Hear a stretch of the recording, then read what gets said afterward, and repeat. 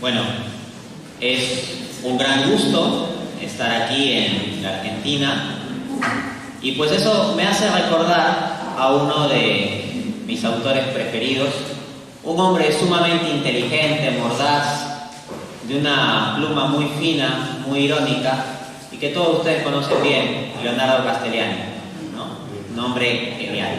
Bueno, él tiene un libro muy famoso, una recopilación de sus escritos, que es Cómo sobrevivir intelectualmente al siglo XXI.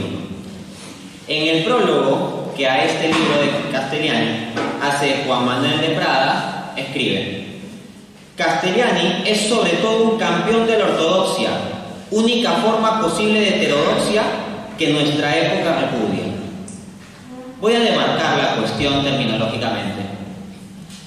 A ver, cuando en el título de mi libro, Economía para herejes, hablo de la herejía y la ortodoxia, por ortodoxia no entiendo a la fe católica o algo del estilo. Por ortodoxia, en ese libro, como es de economía, se entiende a las creencias dominantes de la teoría económica. Y las creencias dominantes de la teoría económica pueden resumirse en un enfoque que se conoce como teoría neoclásica. El enfoque neoclásico, que podríamos decir que en términos económico-políticos de la Realpolitik se traduciría en el llamado neoliberalismo. Aunque esto es un tanto una simplificación política, pero hay una conexión ahí. ¿Ok? Entonces, la ortodoxia de la teoría económica, la creencia dominante, la doctrina sacra de los economistas, es el enfoque neoclásico de la economía estándar. Ahora bien, si ese enfoque dominante de la teoría económica fuese un enfoque anticristiano, incompatible con la cosmovisión cristiana, pues la única opción que tiene un católico que se tome en serio su doctrina sería oponerse a ese tipo de enfoques. ¿Ok? Y es en ese sentido que mi libro se titula Economía para herejes, porque desde la perspectiva de la teoría económica yo me sitúo como un hereje.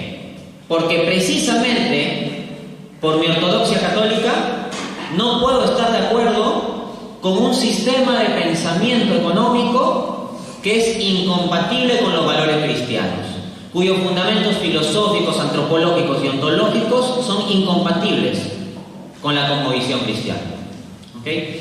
Entonces, frente a la ortodoxia de este mundo, frente a lo que es la sabiduría convencional de este mundo, frente a lo que es la corriente dominante de este mundo, el mainstream, y parte de este mundo es precisamente la economía, pues un católico coherente que haga resistencia tiene que ser un hereje respecto a las creencias de este mundo, porque este mundo es hereje respecto de la creencia católica. Y es en ese sentido que hablo de economía para herejes. Ya Santiago, el apóstol, en su carta, decía que no hay amistad entre Dios y el mundo. Ahora bien, ¿cuáles son las ideologías económicas que nos vende el mundo? Fundamentalmente dos en términos de la polarización política. Académicamente hay muchos enfoques de economía, más de 10 enfoques distintos de economía, y eso los detallo en mi obra Economía para herejes, la cual encuentran disponible en Amazon. Pero en términos del debate político y civilizacional, hay dos enfoques en particular que han jalonado la atención. Uno es el liberalismo, que dice que simplemente confiemos en la economía a las puras fuerzas del libre mercado. Y el otro es el comunismo marxista, ¿no? Que nos dice que por medio de una dictadura del proletariado gestionada a través del Estado arreglaremos los problemas económicos. Esas son las ideologías que vende el mundo. Pero si no hay amistad entre Dios y el mundo, esto implica que no podemos comprarnos esas ideologías. Entonces, el objetivo de esta ponencia mía es mostrar cómo la doctrina social de la Iglesia se opone intrínsecamente al capitalismo liberal, al capitalismo de tipo liberal, que es una forma específica del liberalismo, y al comunismo marxista. Y al mostrar esto, ha de quedar claro pues que no hay medias tintas en este asunto, sino que hay que combatir en ambos frentes. Entonces, tenemos aquí la doctrina social de la Iglesia contra el liberalismo, 5 puntos de oposición. Yo sé que claramente muchos católicos, especialmente laicos, tienen la conciencia de que el marxismo es el enemigo, un enemigo que hay que combatir, y ciertamente, pero muchas veces, por el extremo de combatir a ese enemigo, pueden estar cayendo en las garras de otro enemigo, que es el liberalismo, y voy a mostrar cómo está condenado por la doctrina social de la Iglesia. ¿Ok? Hay algunos que dicen, yo soy católico en lo religioso y en lo moral, pero en lo económico soy liberal. Creo en la pura economía y libre mercado. Eso es alguien que no ha estudiado las cosas a fondo, que no se ha tomado el tema de la doctrina social de la Iglesia a fondo. Lamentablemente hay muchos que se llaman así, católicos liberales. Pero bueno, es que yo ya me estoy acostumbrando a escuchar de círculos cuadrados y bueno, es eso, un católico liberal es como decir un círculo cuadrado. Tan incompatible decir católico liberal como católico marxista. ¿Ok? Entiendo claramente que en la jerarquía de la Iglesia todavía como que sigue medio de moda esta cosa de querer compatibilizar el marxismo con la fe católica, ¿no? Esta teología de la liberación. Pero como reacción entre los laicos, muchos están cayendo en el extremo equivocado de aliarse con el liberalismo económico, que es un enemigo. Y vamos a mostrar estos 5 puntos de oposición. Desde la doctrina social de la Iglesia, comienzo citando a Juan Pablo II, encíclica Centesimus Annus, 1991, numeral 2 y 3. Dice el Papa: la conmemoración que aquí se hace se refiere a la encíclica leoniana y también a las encíclicas y demás escritos de mis predecesores. Hago una pausa. La gran encíclica que inaugura de forma oficial la doctrina social de la Iglesia, es decir, lo que la Iglesia tiene que decir sobre temas económicos, es la encíclica Rerum Novarum, de 1891, Papa León XIII. Cuando pasan 100 años, 1991, Juan Pablo II publica una encíclica, pues haciendo esta misma reflexión, pero en el contexto del mundo global. Continúa Juan Pablo: que han contribuido a ser la actual y operante en el tiempo, constituyendo así la que iba a ser llamada doctrina social, enseñanza social o también magisterio social de la Iglesia. Y hago otra pausa. Este no es un tema opinable. No es que un católico pueda ser marxista o liberal si le da la gana. Acá tenemos un asunto de magisterio. Y si el magisterio es opuesto al liberalismo económico y al comunismo marxista, pues hay que ser opuesto a ambos. No es un tema de opinión, como muchos creen. Continúa la cita. De este modo, no solo se confirmará el valor permanente de tales enseñanzas, sino que se manifestará también el verdadero sentido de la tradición de la Iglesia. Así pues, en esta ponencia voy a citar la Rerum Novarum de León XIII, voy a citar a Pablo VI, voy a citar a Juan Pablo II, pero lo que se dice aquí es que esto forma parte del magisterio de la Iglesia y que tiene vigencia. No pensemos que porque lo dijo León XIII en 1981 deja de tener vigencia. Las condenas siguen vigentes, porque van a la esencia de las cosas y no a tal o cual coyuntura particular de tal o cual político o tal o cual país. Vamos pues a los 5 puntos de oposición entre la doctrina social de la Iglesia y el liberalismo. 1. Fe en el mercado. Es así. El liberalismo económico es una forma de idolatría. Confiar el bien al libre mercado, a las libres elecciones económicas de los individuos. Se dice, si el Estado no se mete en la economía y dejamos simplemente que los individuos elijan libremente, cada uno con sus impulsos individualistas, la economía se autoorganizará de modo eficiente y bueno. Y entonces las cosas funcionarán bien. Eso es idolatría. O sea, pensar de que de ese mecanismo de las fuerzas ciegas del mercado vaya a surgir el bien, pues es una fe muy grande. Una fe muy, muy grande, y la verdad yo no tengo suficiente fe como para creer en esa cosa. Y lo digo como economista. En particular yo me desempeño como profesor de economía, enseño cursos de econometría, historia del pensamiento económico, microeconomía, macroeconomía, etc. Y tuve la oportunidad de asistir en el año 2017, luego de un concurso internacional, a la reunión de premios Nobel de Economía. En mi página web www.danteaurubina.com pueden poner en el buscador Nobel y van a encontrar un conjunto de artículos donde está algunas conversaciones que yo he tenido con premios Nobel, con la transcripción de la conversación, los audios en inglés, la transcripción está en español y mis comentarios. ¿Ok? Entonces aquí hablo desde el conocimiento de lo que dice esencialmente la teoría económica y el pensamiento económico. Y vamos a mostrarlo no siendo un hombre de paja, sino citando directamente las fuentes. Cito a Adam Smith, el llamado padre de la economía. Dice en La riqueza de las naciones: todo individuo trata de emplear su capital de tal forma que su producto tenga el mayor valor posible. Generalmente no pretende promover el interés público ni sabe cuánto lo está fomentando. Lo único que busca es su propia seguridad, su propio beneficio. Y al hacerlo, una mano invisible lo lleva a promover un fin que no estaba en sus intenciones. Cuando busca su propio interés, termina promoviendo el de la sociedad más eficientemente que si realmente pretendiera promoverlo. Fin de cita. ¿Qué nos está diciendo Adam Smith aquí? Puesto simple, cada uno actúe egoístamente, no se preocupe por el bienestar social ni el bienestar general, busque solo sus propios intereses y habrá una mano invisible que hará que naturalmente el que cada uno busque su propio interés en el campo económico del bienestar general. Eso es idolatría, eso es creer en una magia del mercado, en milagro, de que de un conjunto de acciones atomizadas de individuos egoístas va a salir el bien social. ¿Ok? Eso es fe. Eso es fe. Vamos a ver qué más nos dice Smith. En el mismo libro dice: no es la benevolencia del carnicero, del cervecero, del panadero la que nos procura el alimento, sino el cuidado que tienen ellos de su propio interés. Entonces toda la economía, desde el enfoque liberal, ha de basarse en el egoísmo, en la búsqueda individualista del propio interés. Y ya está. ¿Puede ser eso compatible con la fe cristiana? Yo no veo modo, y no entiendo cómo pueden haber católicos que piensen que el catolicismo puede ser compatible con un tipo de liberalismo, aunque sea el liberalismo clásico. ¿Ok? De hecho, pensar que el mercado es un mecanismo que eficientemente va a distribuir los recursos y lo dejamos a su solo libre albedrío, es algo que no solo repugna a la fe, sino a la razón.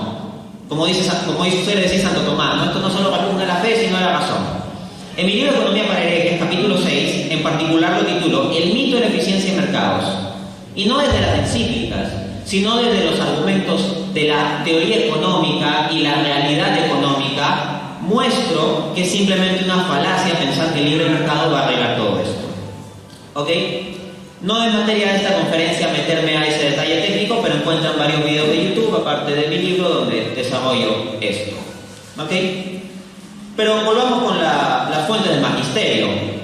Juan Pablo II, Centésimos Annus, numeral 34, dice: da la impresión de que tanto a nivel de naciones como de relaciones internacionales, el libre mercado es el instrumento más eficaz para colocar los recursos y responder eficazmente a las necesidades.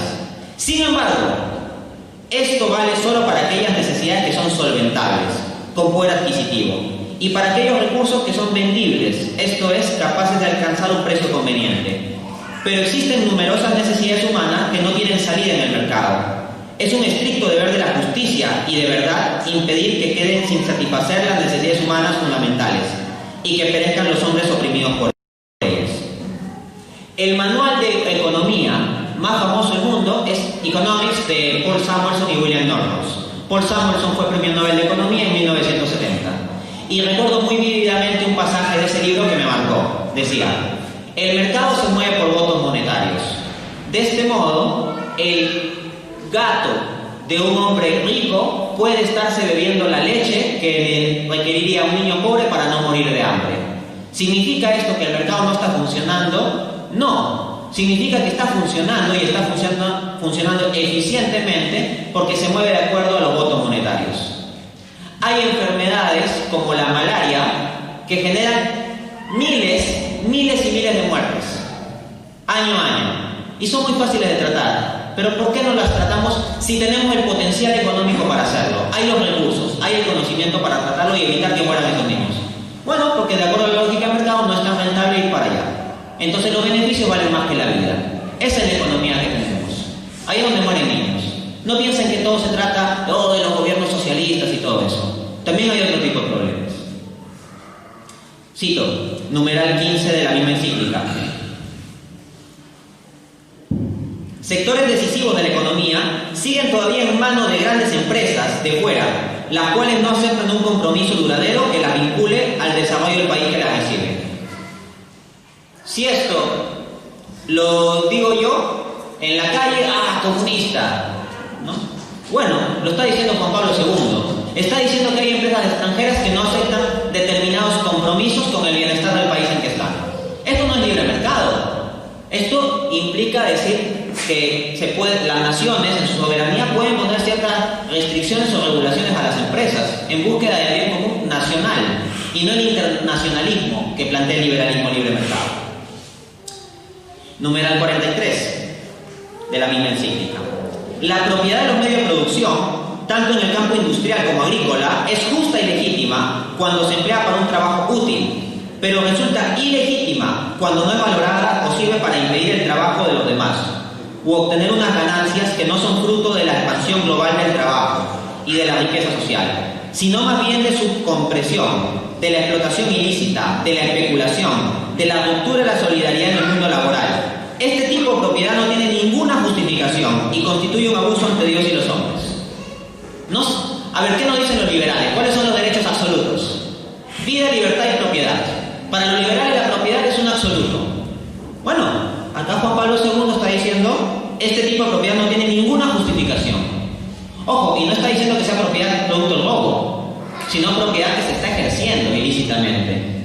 Puede haber esa propiedad surgido ilícitamente, pero esa riqueza surgía ilícitamente, que después se utiliza para explotar trabajadores, explotación ilícita, o para especular en los mercados financieros sin generar ningún valor para la sociedad, pero sí volatilidades del sistema financiero que después generan desempleo y uno se pone a jugar virtualmente en la bolsa, pero después hay gente real que pierde su trabajo y que sufre los problemas de la inflación. Vamos, el problema de la crisis financiera. O sea, hubo una élite financiera ahí que se llevó la gran fiesta en los mercados y ¿quiénes perdieron el trabajo? Gente de a pie. Miren, si yo me vuelvo vicioso del casino y voy a tragamonedas, ¿qué pasa si yo pierdo? Pues pierdo yo. Bueno, probablemente también mi familia y ya está. Pero las familias de ustedes no se ven afectadas por el hecho de que yo pierda en el casino, por ponerme a apostar para ganar mi platita. Pero en el casino global del sistema financiero, cuando hay quiebras, las familias de ustedes, nuestras naciones, sí se ven perjudicadas. Bueno, ahí tenemos al Papa pronunciándose. ¿Cómo me repugnan tantos católicos que yo más que ver reflejada la voz del Papa, veo reflejadas las voces de gente como Milei o Gloria Álvarez, como que todo el problema fuera simplemente los gobiernos populistas? Hay que ser sensibles a estos problemas de los que también ha hablado el Santo Padre, Juan Pablo II. Segundo punto de oposición: desprecio de la justicia social. Voy a comenzar citando a la parte contraria para que se vea que no es una falacia de hombre de paja. Los liberales desprecian la justicia social. Cito a Friedrich von Hayek, Premio Nobel de Economía, 1974. Especialmente la Iglesia Católica Romana ha hecho la búsqueda de la justicia social parte de su doctrina oficial. Hasta ahí Hayek tiene toda la razón. Continúo la cita. Pero la casi universal aceptación de una creencia no prueba que es válida, y ni siquiera significativa, más que lo que la creencia general en brujas o fantasmas probó la validez de estos conceptos. Con lo que nosotros tratamos en el caso de la justicia social es simplemente con una superstición cuasi religiosa. No entiendo cómo puede haber católicos que presten oídos a Hayek, cuando miren cómo Hayek se pronuncia sobre la Iglesia. La creencia de la Iglesia Católica en la justicia social es como un asunto de brujas y fantasmas. Es una superstición cuasi religiosa. O sea, ella utiliza el término religioso en términos despectivos, ¿no? Pero hay unos católicos que se oponen al marxismo, pero después están detrás de gente como Milei creyendo que esa es la visión de la economía que debemos seguir, ¿no? Que vamos, aunque sea tengamos cierto nivel intelectual, o sea, si alguien va a ser católico liberal, cosa que ya me parece aberrante, aunque sea lea a von Mises, a von Hayek, a Rothbard, o sea, gente de peso, no a cualquier propagandista. En el libro Economía para herejes, capítulo 3, hablo del mito de la teoría de la distribución y defiendo precisamente cuestiones de justicia social. El Papa Pablo VI, en la Populorum Progressio, dice: una economía de intercambio no puede seguir descansando sobre la sola ley de la libre concurrencia, que engendra también demasiado a menudo una dictadura económica. El libre intercambio solo es equitativo si está sometido a las exigencias de la justicia social. Ahí tenemos al magisterio hablando de justicia social, y luego un liberal como Hayek diciendo: oh, la justicia social es una tontería, un embrujo, un sortilegio. Bueno, veamos a qué voces escuchamos. Hay muchos católicos que están muy atentos a escuchar la voz de liberales, de economistas liberales, solo porque se oponen al marxismo y no a la doctrina social. Juan Pablo II, encíclica Labores Exercens, 981, numeral 8. Para realizar la justicia social en las diversas partes del mundo, en los distintos países y en las relaciones entre ellos, son siempre necesarios nuevos movimientos de solidaridad de los hombres del trabajo y de solidaridad con los hombres del trabajo. Un compromiso vemos con los hombres del trabajo, movimientos de los hombres del trabajo. Esto se vincula a sindicatos y asociaciones. No es el puro libre mercado de individuos atomizados tomando decisiones libres. Tercer punto de oposición entre el liberalismo y la doctrina social de la Iglesia: el mercado laboral desregulado.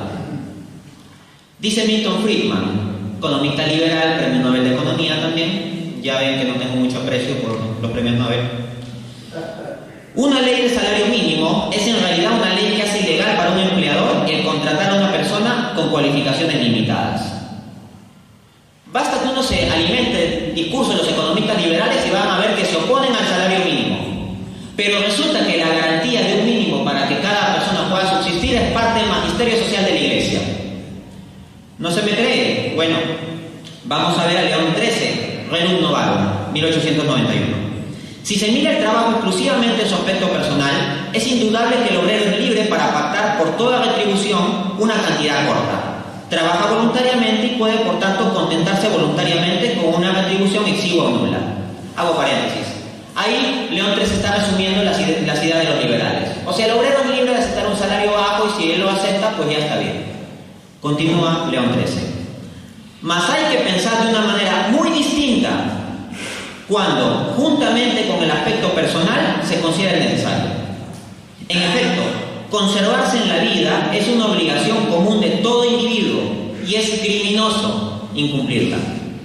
Pase pues que obrero y patrono estén libremente de acuerdo sobre lo mismo y concretamente sobre la cuantía del salario. Queda, sin embargo, latente siempre algo de justicia natural superior y anterior a la libre voluntad de las partes contratantes, a saber, que el salario no debe ser de manera alguna insuficiente para alimentar a un obrero frugal y morigerado. O sea, independientemente del libre albedrío, del libre acuerdo del obrero y el empresario, lo que se está fijando es que hay una ley natural previa, con primacía sobre el acuerdo individual, de que se debe procurar que todo obrero tenga el salario mínimo para vivir dignamente cubriendo sus necesidades más básicas. Eso claramente se opone al desprecio liberal del salario mínimo. Juan Pablo II, Centésimos Annus, numeral 19. Se trata de evitar que los mecanismos de mercado sean el único punto de referencia de la vida social. Una cierta abundancia de oferta de trabajo, un sólido sistema de seguridad social y de capacitación profesional, la libertad de asociación y la acción incisiva del sindicato, la previsión social en caso de desempleo, los instrumentos de participación democrática en la vida social, dentro de este contexto, deberían preservar el trabajo de la condición de mercancía y garantizar la posibilidad de realizarlo dignamente.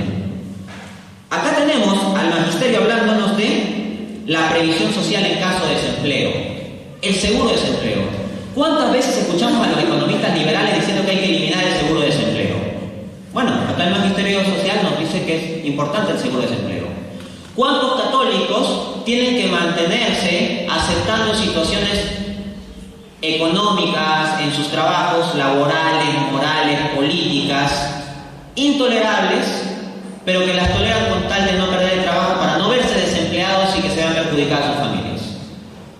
Un seguro de desempleo da un alivio a este respecto, pero si como los liberales quieren se eliminan tales seguros, pues nos vemos esclavizados a aceptar de todo. Cuarto punto de oposición: no intervención del Estado. Dice el economista liberal Friedrich Bastiat: puede afirmarse que, gracias a la no intervención del Estado en los asuntos privados, las necesidades y las satisfacciones se desarrollarán en el orden natural. O sea, que no se mete el Estado, dejen que las cosas se desarrollen naturalmente y todo va a ir bien, ¿no? En el capítulo 8 del libro Economía para herejes, en cambio, hablo del mito de la no intervención del Estado. Dice la Centésimos Annus, numeral 15. Para conseguir estos fines, el Estado debe participar directa o indirectamente. Indirectamente y según el principio de subsidiariedad, creando las condiciones favorables al libre ejercicio de la actividad económica, encauzadas una oferta abundante de oportunidades de trabajo y de fuentes de riqueza. Directamente y según el principio de solidaridad, poniendo en defensa de los más débiles algunos límites a la autonomía de las partes que deciden las condiciones de trabajo, y asegurando en todo caso un mínimo vital al trabajador en paro, en desempleo. Entonces, acá vemos a Juan Pablo II afirmando el salario mínimo y el seguro de desempleo, a lo que los liberales se oponen. Y dice que el Estado debería intervenir directamente, no como los liberales de que no, que el Estado no se meta, que las libres partes contraten simplemente. Dice la misma encíclica, numeral 36. El Estado no podría asegurar directamente el derecho a un puesto de trabajo de todos los ciudadanos, sin estructurar rígidamente toda la vida económica y sofocar la libre iniciativa de los individuos. Lo cual, sin embargo, no significa que el Estado no tenga ninguna competencia en este ámbito, como han afirmado quienes propugnan la ausencia de reglas en la esfera económica, o sea, los liberales. Es más, el Estado tiene el deber de secundar la actividad de las empresas, creando condiciones que aseguren oportunidades de trabajo, estimulándola donde sea insuficiente o sosteniéndola en momentos de crisis. Les invito a averiguar sobre la experiencia de desarrollo de los tigres asiáticos. Países que a inicio del siglo XX eran tan o más pobres que nuestras naciones latinoamericanas y que hoy en día, de acuerdo al índice de competitividad global, Hong Kong, Singapur, Corea del Sur, están entre los más competitivos del mundo. ¿Cómo esa transformación? Tiene que ver bastante con una intervención disciplinada del Estado. Por supuesto, esto implica la transparencia. Si se trata de un Estado corrupto y desordenado, como solemos tener en las economías latinoamericanas, la cosa va mal, ¿no? Y cuando en las economías latinoamericanas se ha tratado de implementar políticas similares, desde la CEPAL y el estructuralismo, ha ido muy mal la cosa. Pero el problema no es la intervención del Estado en sí, sino la falta de transparencia, la ineficiencia burocrática, la corrupción. Pero los liberales no se preocupan de combatir la corrupción, simplemente que el Estado no se mete ya, no siendo conscientes de que también hay una corrupción propia del sector privado, como ha mostrado la crisis financiera de 2008. Para cerrar esta parte, quinto punto de oposición: materialismo y consumismo. Déjenme leerles al maestro de Hayek, Ludwig von Mises, en su famosa obra La Biblia del Liberalismo, La acción humana. Dice este autor: la función empresarial, el obsesivo afán del empresario por cosechar ganancia, es la fuerza que impulsa la economía de mercado. Cuanto mejor ha servido a los consumidores, tanto más influyente en el mundo mercantil deviene una persona. Producir para el lucro implica producir para el consumo, ya que el beneficio solo lo cosechan quienes ofrecen a las gentes aquello que éstas con mayor urgencia precisan. Las críticas que moralistas y sermoneadores, o sea, tipos como yo, ¿no? Las críticas que moralistas y sermoneadores formulan contra las ganancias fallan en blanco. No tienen la culpa los empresarios de que los consumidores, a las masas de hombres comunes, les gusten más las bebidas alcohólicas que la Biblia. El empresario no gana más vendiendo cosas malas que vendiendo cosas buenas. Aquel no hace más que servir dócilmente a los consumidores, tal como posiblemente malvados ignorantes en cada momento son. Fin de cita. Entonces, desde esta visión del economista liberal Ludwig von Mises, el mercado sirve a los consumidores. Si los consumidores quieren cosas inmorales, pues les damos cosas inmorales. Entonces, no hay ninguna responsabilidad moral de contenido en esta cuestión. Dice, si los consumidores les gustan más las bebidas alcohólicas que la Biblia, pues gana plata con eso. Pero ¿es verdad que los consumidores son soberanos y que los empresarios únicamente los sirven? Es falso de todas falsedades. En el capítulo 6 de Economía para herejes, titulado El mito de la eficiencia de los mercados, critico el dogma de soberanía del consumidor. Hoy en día, más que nunca, los empresarios tienen los medios para influir directamente en nuestra subjetividad.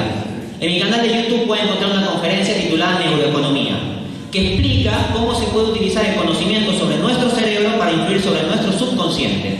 Y esto lleva a algo llamado neuromarketing. Entonces, los empresarios tienen los medios para manipularnos.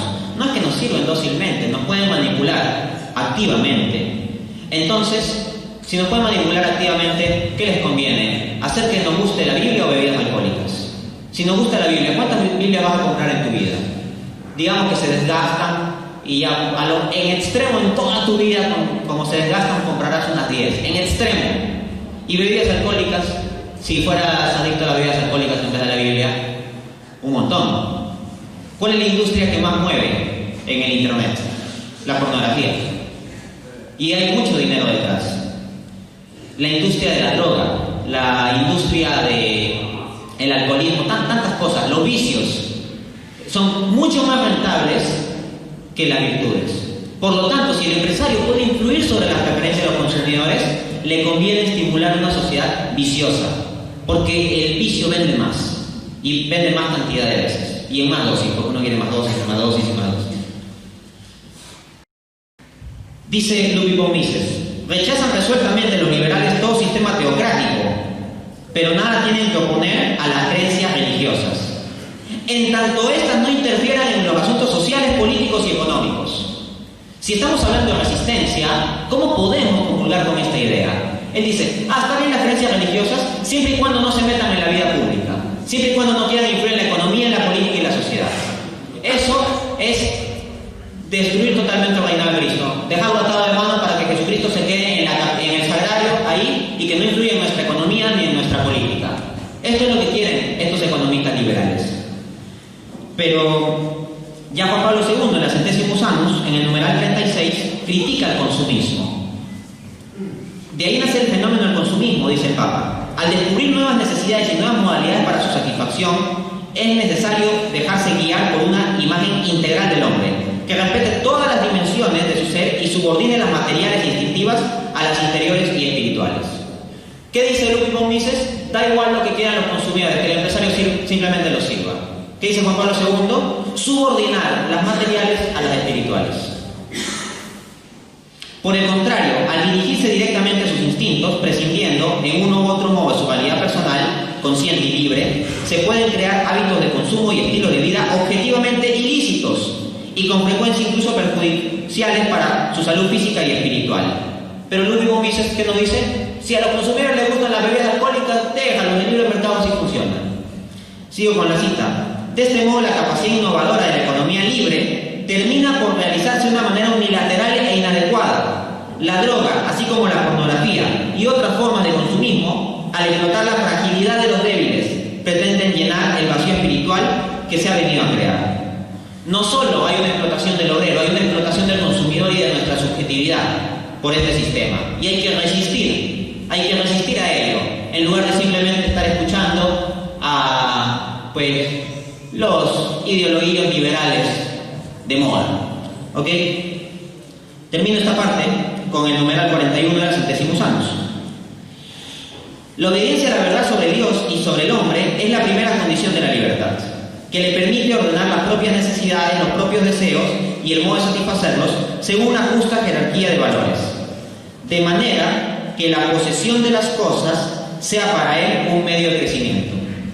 Un obstáculo a esto puede venir de la manipulación llevada a cabo por los medios de comunicación social, cuando imponen con la fuerza persuasiva de insistentes campañas, modas y corrientes de opinión. Ludwig von Mises, en su libro La acción humana, nos va a hablar de la soberanía del consumidor. El consumidor es soberano, decide libremente y el empresario simplemente lo sirve. Juan Pablo II nos dice que hay una manipulación de nuestra subjetividad en virtud de los medios de comunicación de masas. Entonces, la doctrina social de la Iglesia no es compatible con una forma de capitalismo liberal. Por lo tanto, concluyo esta primera parte, con las palabras de Juan Pablo II. Queda mostrado cuán inaceptable es la afirmación de que la derrota del socialismo deja el capitalismo como único modelo de organización económica.